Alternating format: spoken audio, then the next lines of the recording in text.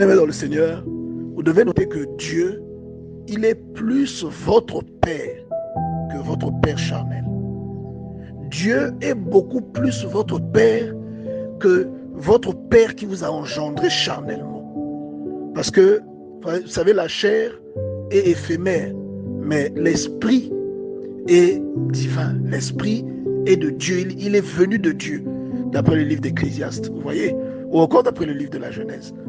Et vous, ce n'est pas la chair qui habite le corps auquel vos parents ont donné la vie. Vous êtes l'esprit qui s'est détaché de Dieu pour habiter ce corps. Comprenez?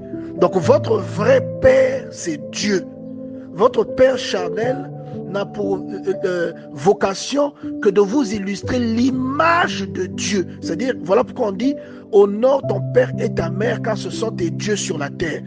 Dieu vous a engendré et vous avez hérité également des caractéristiques divines. Voilà pourquoi vous voyez que quand vous êtes vraiment quelqu'un qui vit dans la prière, vous avez parfois des visions, vous pouvez avoir une révélation, vous avez une parole de connaissance, vous déclarez quelque chose et la chose s'accomplit. Ça ne vient pas de l'humain, ça vient du divin. C'est votre côté divin qui fait ça. Parce que votre vrai Père, c'est Dieu. Votre vrai Père, ce n'est pas votre géniteur. Lui, il vous a seulement introduit sur la terre. Vous allez remarquer que quelquefois, un père qui surprend même des enfants en train de jouer, en train de monter dans un arbre, il va reconnaître son enfant.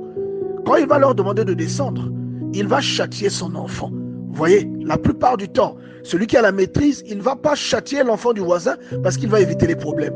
Il va châtier son enfant. Si vous voyez que dans la vie d'un enfant de Dieu, comme David, il a commis un adultère et un meurtre, Dieu l'a châtié à cause de ce qu'il a fait.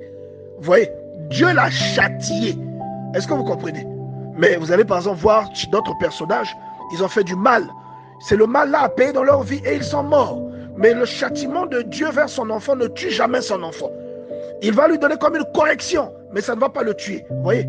Mais les gens comme Saül, il va vivre sa vie, mais il va mourir. Donc si vous êtes quelqu'un, voilà, oh non, moi je prie, mais bon, j'ai une copine, je suis marié, mais j'ai une copine, ou bien je suis marié avec un homme, mais j'ai un couple à l'extérieur. Ah, mais Dieu continue à faire grâce. C'est faux, ce n'est pas Dieu qui vous fait grâce. Vous êtes dans l'erreur, vous êtes dans un trou profond. Vous avez un Père qui est autre que Dieu. Dieu n'est pas votre Père. La Bible dit ici que vous échappez au châtiment que Dieu donne à ses enfants, à la sanction que Dieu donne à ses enfants lorsque ceux-ci commettent des erreurs. Ça veut dire que vous êtes des enfants illégitimes, vous n'êtes pas ses fils. Il ne vous considère pas tel quel.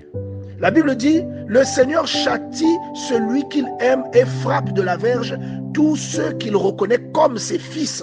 Hébreux chapitre 12, verset 6.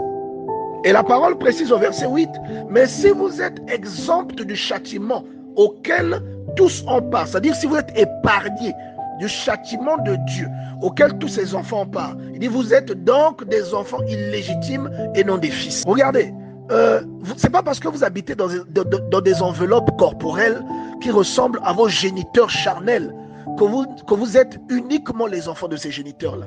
Vous devez aller à ce qui est essentiel.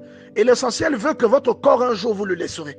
Mais votre esprit, c'est la substance originale qui, associée à l'âme, fait de vous un être vivant. Vous comprenez?